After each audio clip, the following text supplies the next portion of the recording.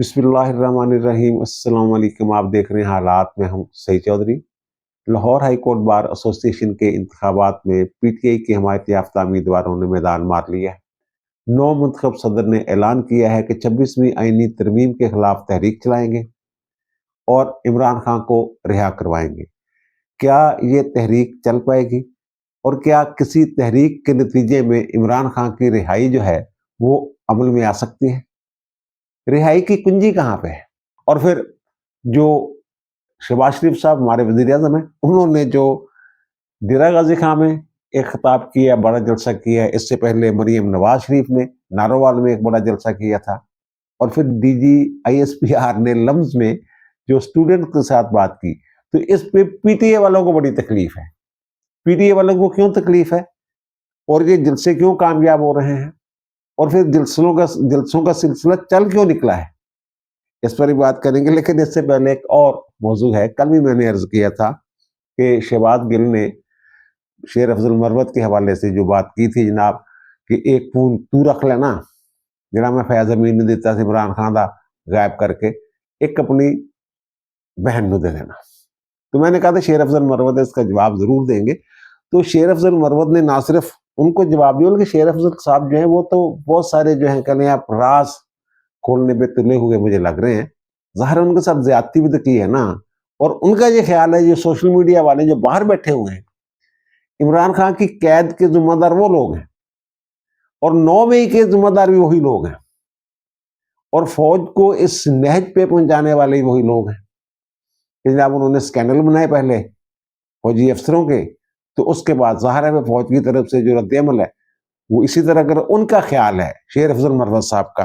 तो शेर अफजल मरवत साहब ने अब जनाब जवाबी ट्वीट किया है, जवाब दिया है शहबाज गिल साहब को। और उन्होंने कहा है जनाब एक तो उनको गंदा खून का है और दूसरा जनाब जाली डिग्री की बात की है, फिर जोज वीज़ा कैसे हासिल किया और फिर जो पाकिस्तान में जब होते थे तो खुसूसी सर्विसेज के हवाले से भी उन्होंने बात की है। सब बताऊंगा और कहा तगड़ा हो जा, ये उन्होंने एक वो जवाबी ट्वीट थी। लेकिन और एक जो बात उन्होंने की है, ये जो साइकी है ना पीटीआई की, खास तौर पे चेयरमैन इमरान खान की, ये उसकी तरफ इशारा मैं समझ रहा हूं।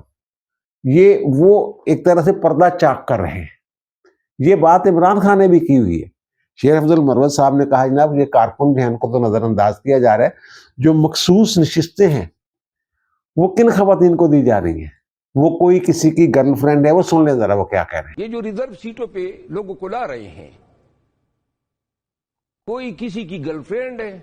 अच्छा ये तो इल्जामात है। वो कह रहे हैं कारकुनों की तो किसी को परवाह नहीं। अच्छा ये जो मखसूस नशिस्तों वाली बात है ना, ये जो शेर अफजल मरवत साहब बात कर रहे हैं, आपको याद होगा कि इमरान खान साहब ने एक दफ़ा मखसूस नशिस्तों के खिलाफ खवातीन की जो मखसूस नशिस्तें हैं उन्होंने ये बयान दिया था, इंटरव्यू दिया था, बल्कि उन्होंने ये कहा था कि ये खवातीन की मखसूस नशिस्तें होना ही नहीं चाहिए। उन्होंने कहा जो मखसूस नशिस्तें लेके बैठी हुई ना असम्बली में जो आती हैं खवातीन, मुझे पता है कैसे आती हैं। यानी जिस तरफ ये शेर अफजल मरवत साहब इशारा कर रहे हैं उसी तरफ इमरान खान साहब ने उसी तरह की बात की थी। इसका मतलब ये है कि इमरान खान के जहन में है कि जनाब जिनको मखसूस नशिस्तें देना होती हैं तो उनसे भी कुछ और सर्विसेज जो हैं वो भी ली जा सकती हैं। और यही बात शेर अफजल मरवत साहब कर रहे हैं। जनाब वो कोई किसी की गर्लफ्रेंड है, आगे पर बहरहाल उनको टोक दिया गया। तो ये तो सूरत बनी है पीटीआई की। और दूसरा जो मैं खिताब की बात कर रहा हूँ, अब ये पीटीआई वाले में बड़ा हैरान होता हूँ कि कह रहे हैं फौजी अफसर का क्या काम है। वो भाई DG ISPR है, पब्लिक रिलेशनिंग उनका काम है, इमेज बिल्डिंग अदारे की वो उनकी जिम्मेदारी है। अब अगर वो लम्ज में गए हैं, वो मैंने कल भी अर्ज किया था कि जो सवालात किए गए उन्होंने किसी को मना नहीं किया और हर सवाल का जवाब दिया। ये जो मर्जी कहते रहे, मैं ये पक्की खबर आपको बता रहा हूँ। जिस तरह के सवाल अदलिया के हवाले से, कानून साजी के हवाले से, और फिर पीटीआई के खिलाफ जो है वो कह रहे हैं जनाब इंतकामी कार्रवाइयां, इस तरह की जो भी बातें हुई हैं सबके जवाब उन्होंने दिए। और फिर उन्होंने जो कुर्बानी है फौज की वो भी गिनवाई है। तो ये करेंगे फौजी अफसर वहां क्या करने गया था? ये फौजी अफसर भाई मेरे जो ये कहते किसी सियासतदान को जाना चाहिए, मरीम नवाज को जवाब देना चाहिए। भाई इल्जामात इस वक्त जो है, जो बयानिए है पीटीआई का, वो तो यही है कि जो कुछ भी इस वक्त मुल्क में हो रहा है इसके पीछे फौज है اور وہ کہتے ہیں ہمیں الیکشن جناب فوج نے ہروایا, جو ہمارے گھروں میں چھاپے پڑ رہے ہیں اس کے پیچھے فوج ہے, جو ہمارے بندے غائب ہو جاتے ہیں اس کے پیچھے فوج ہے, 26 نومبر کو جو اسلام آباد میں ہوا اس کے پیچھے فوج ہے. سب کے پیچھے تو یہ سارے الزامات تو یہ فوج کے اوپر لگا رہے ہیں. تب فوج والا جو ہے اسی نے ان الزامات کے جواب دینے ہیں نا, اور وہ گئے بھی اسی لیے ہیں جوابات دینے کے لیے. یہ جو زہر بھرا ہوا ہے نوجوانوں کے ذہن میں, پی ٹی اے والوں نے, عمران خان نے, ان کے سوشل میڈیا نے, اس کا کوئی تدارک کرنا ہے نا. کسی نے تو اس زہر کا تریاق کرنا ہے نا, اور جن پہ الزام ہے انہوں نے اس کا تریاق کرنا ہے, انہوں نے اس کی وضاحت دینی ہے, انہوں نے اپنی صفائی دینی ہے. اگر اپنی صفائی میں وہ دلائل لے کے آئے ہیں تو پی ٹی اے کو کیا تکلیف ہے؟ اصل میں پی ٹی اے والے جو ہے سمجھنے نوجوانوں پہ اور اسٹوڈنٹس پہ ہمارا جا رہا ہے. اگر کوئی اور اس ڈومین میں آتا ہے تو وہ ٹریس پاس ہے, یہ وہ سمجھ رہے ہیں. اور یہ پہلے مریم نواز نے جو مختلف کالجز اور یونیورسٹی میں جا کے خطاب کیا ہے, اور جس طریقے سے اسٹوڈنٹس نے انہیں ویلکم کہا, اس کو بھی انہوں نے کہا جناب یہ تو انجینئر ہوتا ہے, سارا پہلے سے طے ہوتا ہے. یہ انہوں نے پریپوگنڈا کیا یہ تاثر زائل کرنے کے لیے. ان کے جو کالجز میں جا کے وہ مختلف لیپ ٹاپ اسکیمیں اور پھر اسکوٹی اسکیمیں اور پھر وہ جو انہوں نے اسکالرشپ کا اور پھر وہ جو نوجوانوں کے لیے روزگار پروگرام, اس طرح کے جو پروگرام وغیرہ شروع کیے تھے انہوں نے اسٹوڈنٹس کے لیے, وہ کیے ہوئے ہیں, جاری ہیں 97 کے قریب پروگرام جو مختلف انہوں نے ایک سال کے اندر اندر. اور پھر ناروال والا جلسہ ہے ان کا, وہ دیکھ لیں. اور اسی طرح جو وزیر اعظم ہیں شہباز شریف, ان کا جو جلسہ ہے ڈیرہ غازی خان میں, وہ میرا خیال ہے ڈیرہ غازی خان کی تاریخ میں تو میرا خیال سب سے بڑا جلسہ ہے. ناروال والا جلسہ بھی ایک تاریخی جلسہ تھا جہاں مریم نواز نے خطاب کیا ہے, اور جو ڈیرہ غازی خان میں یہ دونوں جو جلسے ہیں یہ انہوں نے اپنی کارکردگی کی بنیاد پہ لوگوں کو اکٹھا کیا ہے. پنجاب میں جو مریم نواز شریف کا کردار ہے وہ دیکھ لیں. وہ میں دیکھ رہا تھا ابھی مریم اورنگزیب کا میں بیان دیکھ رہا تھا کہ جو کسان کارڈ انہوں نے جاری کیا ہے نا, اب تک 60 ارب روپے کی خریداری جو ہے وہ کارڈز کے ذریعے کسان کر چکے ہوں گے. اب یہ وہاں گئے ہیں ڈیرہ غازی خان میں, تو ایک تو انہوں نے ڈیرہ غازی خان میں کینسر اسپتال بنانے کا اعلان کیا ہے وزیر اعظم نے. دوسرا وہ کہتے ہیں نا راجن پور میں ہم یونیورسٹی بنائیں گے. اور پھر دوسرا 331 کلومیٹر انڈس ہائی وے جو ہے اس کو دو رویہ کرنے کا انہوں نے یہ افتتاح کیا ہے. اور اسی طرح جو فروخ لغاری انٹرنیشنل ایئرپورٹ ہے ڈیجی خان میں, اس کی اپگریڈیشن کا بھی سنگ بنیاد رکھا ہے, افتتاح کیا ہے انہوں نے. تو وہاں تو یہ گئے, اور جو تقریر تھی ان کی وہ تو ان کا ایک طریقہ کار ہے. ویسے جو تقریر ہے اس میں وہ مجمع کو ساتھ میں ملا لیتے ہیں, جذباتی تو کر لیتے ہیں لوگوں کو. اور دونوں مجمع ناروال والا بھی اور یہ والا بھی یہ 4 لوگ تھے. آپ نے دیکھا ہوگا ٹی وی چینلز پہ لوگوں کو سمجھا بجا کر تو یہ جوش پیدا نہیں کیا جا سکتا نا جو وہاں جوش نظر آ رہا تھا. اور اسی بات کی پی ٹی اے والوں کو تکلیف ہے.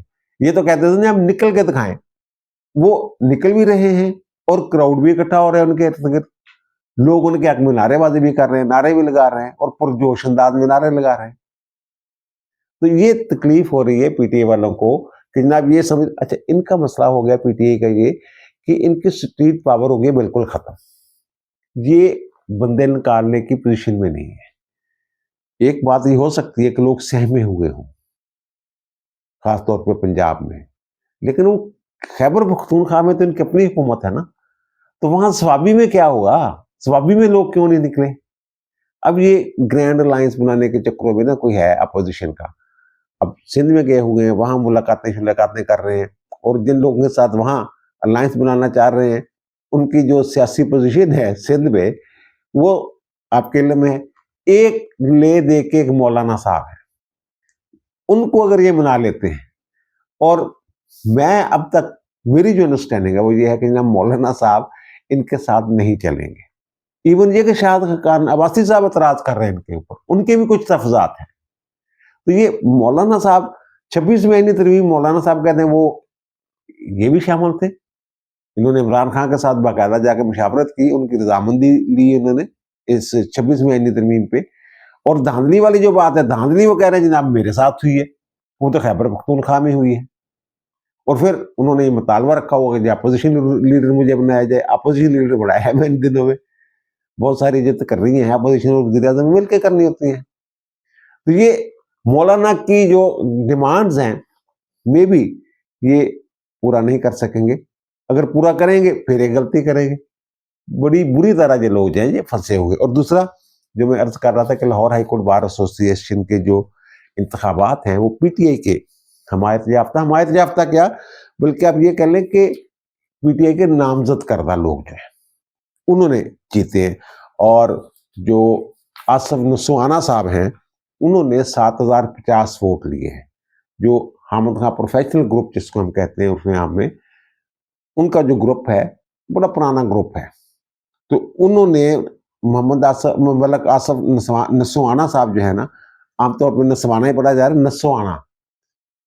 اچھا انہوں نے 7050 ووٹ لیے ہیں. اور ان کے جو مد مقابل تھے اعظم زید طارق آسما جہانگیر گروپ جو انڈیپینڈنٹ گروپ ہے حسن بون والا جو گروپ ہے انہوں نے 6460 ووٹ لیے ہیں. یعنی کہ یہ 590 ووٹوں سے جیتے ہیں. اور 13600 کچھ سم تھنگ ووٹ جو ہیں وہ کاسٹ ہوئے. 603 ووٹ جو ہیں وہ کاسٹ ہوئے. تو یہ مارجن جو ہے یہ اچھا خاصا مارجن ہے اتنے ووٹوں میں. لیکن یہ بھی ہے کہ دوسری طرف سے مقابلہ خوب کیا گیا. اور سیکٹری کے عہدہ پہ جو فرق چیمہ صاحب ہیں وہ پی ٹی آئی کے امیدوار تھے اور انہوں نے لیے 6833 ووٹ. اور ان کے مد مقابل تھے قاسم اعجاز سمرا صاحب انہوں نے لیے ہیں جناب 6603 ووٹ. اس طرح یہ 203 ووٹوں کا یہاں مقابلہ بہت سخت تھا. یہ والا نہ صرف یہاں Lahore high court bar association Pakistan کی سب سے بڑی بار ہے نہ صرف یہاں بلکہ اسلام آباد ہائی کورٹ بار ایسوسیشن میں بھی ان کے جو صدر ہیں پی ٹی آئی کے حمایت یافتہ انہوں نے کامیابی حاصل کی ہے. لیکن سیکٹری کے عہدے پہ جو دوسرا گروپ ہے اعظم طارق یا حسن بون یا آسما جہانگیر یا انڈیپینڈنٹ گروپ جو بھی اس کا نام ہے انہوں نے کامیابی حاصل کی ہے. وہاں جو صدر ہیں وہ واجد علی گیلانی صاحب منتخب ہوئے ہیں اور جو سیکٹری ہیں وہ منظور احمد ججا صاحب. اچھا انہوں نے یہ اعلان کیا ہے آصف نسوانا صاحب نے کہ جناب ہم جو ہے 26 مہینی ترمیم کے خلاف تحریک چلائیں گے. یہ Lahore high court bar association میں پہلے اس سے پہلے جو بار ایسوسیشن کے عہدیداران تھے ان کا تعلق بھی وہ بھی پی ٹی آئی کی حمایت یافتہ تھے. اچھا اب نہ 2-4 سال سے یہ ٹرینڈ جو ہے نا یہ چینج ہو گیا ہے. پہلے سیاسی جماعتوں کی مداخلت جو ہے وہ پسندیدہ نہیں ہوتی تھی. وکلا کے اپنے گروپ ہوتے تھے. ینگ لائرز ہو گئے جناب, جٹ گروپ ہو گیا, رائن گروپ ہو گیا, رانا گروپ ہو گیا, اس طرح کے گروپ ہوتے تھے وکلا کے. اور رائن گروپ جو تھے چوری فاروق اٹارنی جنرل ہوا کرتے تھے وہ اس کو لیڈ کیا کرتے تھے. پھر میاں اسرار صاحب ہے وہ آگے اس میں. اور دوسری طرف جو تھے یہ والے جو حامد خان تھے ان کے ساتھ پھر وہ جو جٹوں کا ایک گروپ ہوتا تھا اشرف والا صاحب ہوتے تھے, رمضان چوری صاحب ہوتے تھے اور پھر رانجھا صاحب ہوتے تھے, خالد رانجھا صاحب ان کے ساتھ ہوا کرتے تھے کسی دور میں. تو اس طرح کی گروپ بندی ہوتی تھی. مجھے یاد ہے کہ حامد خان صاحب جو ہیں یہ انہوں نے کبھی پی ٹی آئی کا نام استعمال نہیں کیا تھا وکلا کی سیاست, مجھے پوری طرح یاد ہے. بلکہ یہ کہ جو حامد خان صاحب ہیں یہ ان کا گروپ اور طرف ہوتا تھا اور جو پنجاب کے پی ٹی آئی پنجاب کے صدر تھے فاروق امجد میر صاحب وہ دوسری طرف ہوتے تھے. اسی طرح پیپلز پارٹی یعنی جو لائر فورم تھے یہاں وکلا تنظیمیں تھی سیاسی جماعتوں کے ونگ تھے ان میں بھی تقسیم ہوتی تھی. بار کے الیکشن میں وہ اپنے دھڑوں کو سپورٹ کرتے تھے. اب پیپلز لائر فورم میں جو پیپلز پارٹی کے کاظم خان صاحب ہوتے تھے وہ ان کے ساتھ ہوتے تھے حامد خان صاحب کے خلاف پروفیشنل گروپ کے ساتھ. اور لطیف کھوسہ صاحب جو ہیں وہ دوسرے دڑے میں ہوتے تھے, الگ گروپ ہوتا تھا ان کا. اسی طرح جماعت اسلامی والے ایک طرف ہوتے تھے اور حافظ عبد الرحمان انصاری صاحب جو ہیں وہ پروفیشنل گروپ کے ساتھ ہوتے تھے. ان کا اپنا بھی ایک دھڑا تھا لیکن وہ ان کے ساتھ وہ انہی کی حمایت سے پروفیشنل گروپ کے پلیٹ فارم سے وہ high court bar association Lahore high court bar کے صدر منتخب ہوئے تھے حافظ عبد الرحمان انصاری صاحب. لیکن اب جو ہے یہ سیاسی جماعتوں کی مداخلت روکنے کے لیے تو یہ ایسوسیشن کام کرتی ہے. اب اس حد تک مداخلت بڑھ گئی ہے کہ کل پورا دن الیکشن کے دوران عمران خان کے حق میں نعرے بازی ہوتی رہی ہے. اگر آپ کسی بار ایسوسیشن کو کسی سیاسی جماعت کا لائرز ونگ بنا دیں گے تو پھر ایسوسیشن کا مقصد تو فوت ہو گیا نا. جس کام کے لیے بار ایسوسیشنیں کام کرتی ہیں وہ تو سارا مقصد ہی الٹ گیا. اب یہ کہہ رہے ہیں 26ویں آئینی ترمیم کے خلاف ہم نے تحریک چلانی ہے، لیکن دوسرا دھڑا جو ہے وہ 26ویں آئینی ترمیم کے ساتھ کھڑا ہے. چیف جسٹس پاکستان جو ہے وہ 26ویں آئینی ترمیم کی پیداوار ہے، وہ ان کے ساتھ کھڑے ہوئے ہیں 26ویں آئینی ترمیم کے ساتھ. تو یہ تحریک انہوں نے کس بات، جب معاملہ عدالت میں ہی چلا گیا، چیلنج ہوگی 26ویں آئینی ترمیم، تو پھر پیچھے کیا رہ گیا؟ تو آپ کی تحریک کیسے؟ انہوں نے جب وہ سپریم کورٹ میں 26ویں آئینی ترمیم کے بعد سپریم کورٹ میں ججوں کا تقرر ہوا ہے، تو اس دن انہوں نے احتجاج کیا نا. کتنے لوگ نکلے ہیں؟ اسلام آباد میں ان کا صدر تھا، اسلام آباد ہائی کورٹ بار میں کتنے لوگ نکلے تھے؟ لاہور میں کتنا کا احتجاج ہوا تھا؟ آدھے گھنٹے بعد 2 گھنٹے بعد انہوں نے اعلان کر دیا جناب وہ منسوخ کر دیا. ہم جناب جب 26ویں آئینی ترمیم والا کیس لگا کریں گے عدالت میں تو تب جناب ہم اس دن احتجاج کیا کریں گے، وہ پتہ نہیں کدوں لگنا کدوں نہیں لگنا. اس طرح. اور جو حامد خان صاحب ہیں یہ انہوں نے کہا میرا جو چیف جسٹس ہے وہ تو ہے جناب سید منصور علی شاہ صاحب، یہ انہوں نے کہا ہے نا. لیکن ایک دن پہلے جو ان کے لیڈران مل کے آئے پی ٹی آئی کے، وہ منصور علی شاہ سے مل کے آئے ہیں. وہ تو جو حقیقی چیف جسٹس ہیں امر واقعہ کے طور پہ جو موجود ہیں، جائیہ فریدی صاحب، ان کے ساتھ ملاقات کر کے آئے ہیں. برسٹر غور صاحب، سلمان اکرم راجہ، عمر ایوب، شبلی فرات، بابر اوان، ساتھ رکنی وفد گیا تھا لطیف کھوسہ صاحب، یہ تو ان کو چیف جسٹس مان کے آگے ہوئے. تو تحریک ان کے اندر بھی پھوٹ ہے. یہ الیکشن جیتنے کے لیے نعرہ بازی ایک الگ چیز ہے، تحریکیں کسی اور انداز میں چلتی ہیں. اور جو ججز بحالی والی تحریک، اس کے پیچھے اور بہت سارے عوامل تھے. وہ مشرف کی نفرت بھی اس میں شامل تھی، ڈکٹیٹر کے خلاف جو لوگوں کے جذبات ہوتے ہیں وہ بھی اس میں شامل تھا، اور بھی بہت سارے معاملات تھے. اور فوج کے اندر سے بھی لوگ جو ہے ان کے ساتھ ملے ہوئے تھے.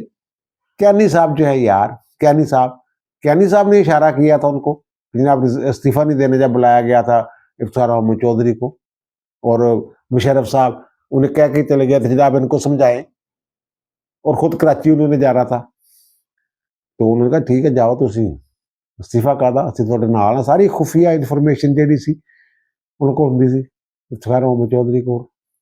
پھر اسی طرح تو وہ تحریک تو اس طرح چلی سی. لیکن یہ مجھے نہیں لگ رہا کہ وکلا جو ہے وہ تحریک چلا پائیں گے اس طرح، کیونکہ بھرپور ہاں چھوٹا موٹا احتجاج بھی ہوتا رہے گا، بیان بازی ہوتی رہے گی، لیکن وہ اس طرح تحریک چلا نہیں سکیں گے جی، مجھے یہ لگ رہا ہے. اور دوسری بات جو میں کہہ رہا ہوں جناب، یہ عمران خان کی رہائی کی انہوں نے جو بات کی ہے، جناب عمران خان کو رہا کروائیں گے، تو رہا کیسے کروائیں گے؟ کنجی کہاں ہے؟ کنجی تو قانون کے پاس ہے، عدالتوں کے پاس ہے.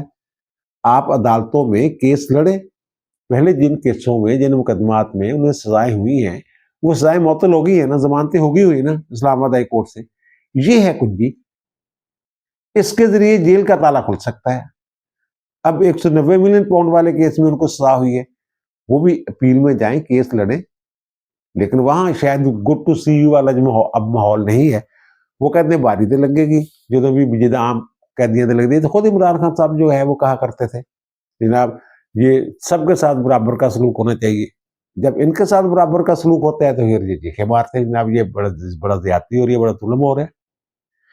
اور جو ایچ کے والا کیس ہے نا، میں ابتدا میں سمجھ رہا تھا کہ جیسے یہ لاہور والے مقدمات جس طرح یہ استغاثہ جو ہے وہ لے کے بیٹھا ہوا ہے، وہاں بھی شاید یو ایچ کے والا کیس بھی اسی نوعیت کا کیس ہوگا. لیکن اب یہ پتہ چلا ہے کہ وہاں تو پراسیکیوشن نے بڑی پکی اور ٹھوس شہادتیں جو ہیں وہ جمع کروا دی ہوئی ہیں انسدادی دہشت گردی کی عدالت میں.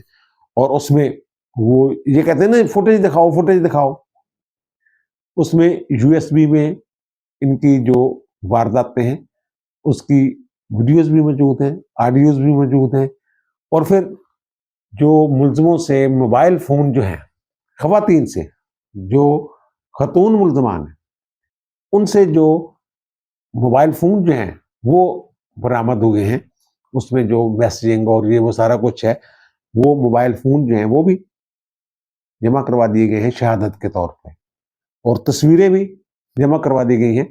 اور 25 کے قریب جو ہیں وہ شہادتیں قلم بند ہو چکی ہوئی ہیں. 15 فروری سے پہلے 17 گواہوں نے اپنے بیانات قلم بند کروا دیے تھے اور 15 فروری کو مزید 8 لوگوں کے بیانات قلم بند کیے گئے. یعنی اس طرح 25 کے قریب جو گواہ ہیں وہ اپنے بیانات قلم بند کروا چکے ہوئے ہیں اور وہ بڑے اہم گواہ ہیں.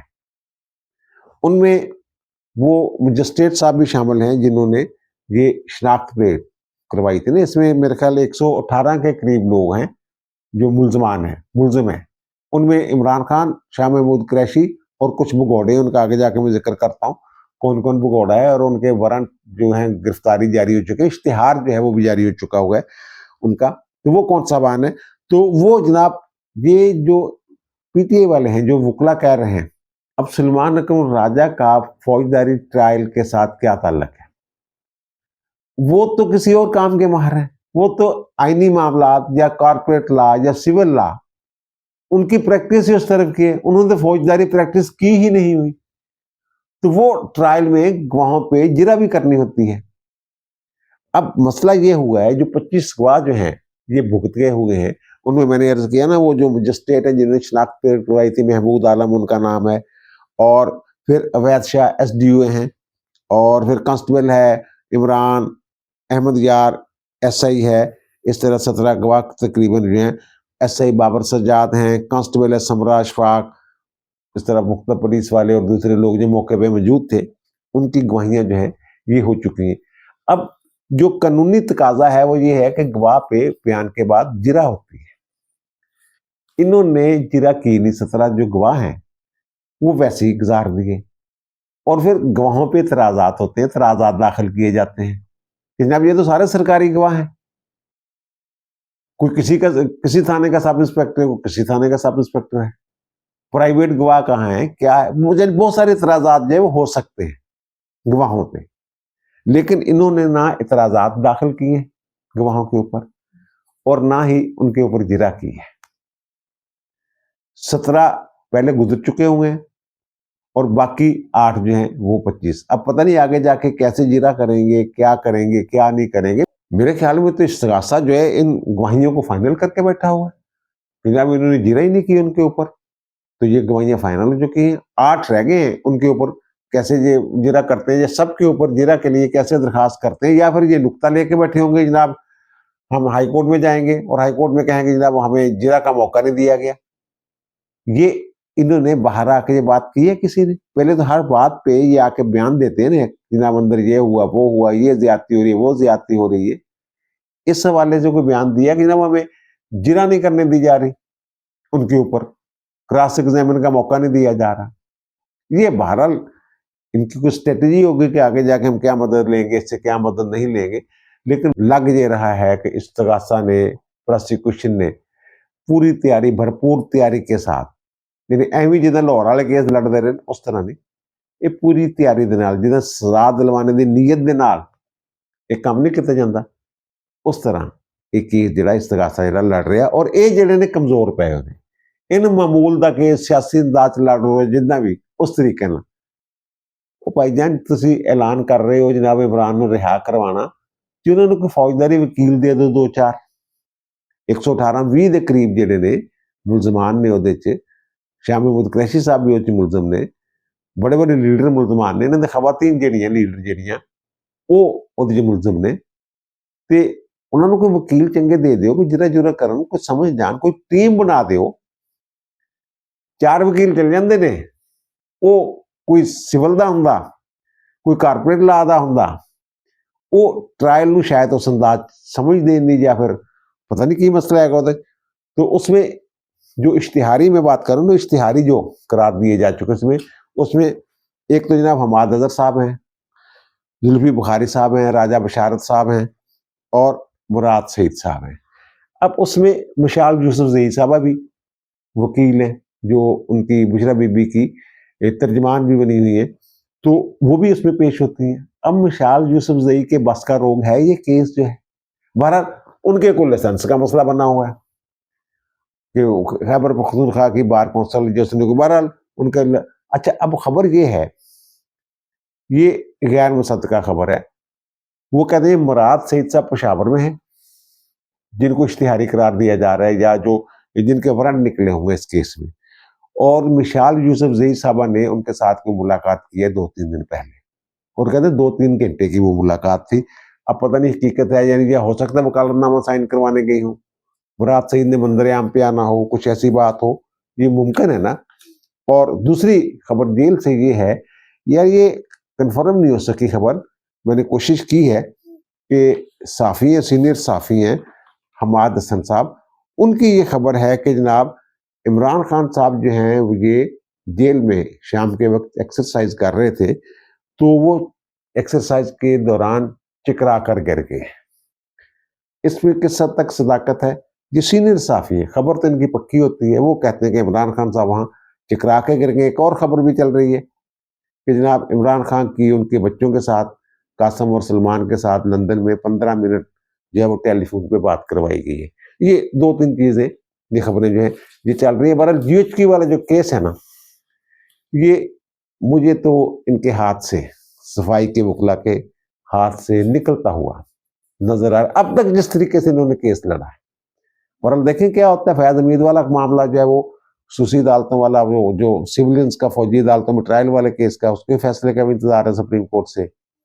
اور پھر فیاض حمید والا جو معاملہ ہے وہ بھی کسی نہ کسی پاس سے لگنا آئے گا.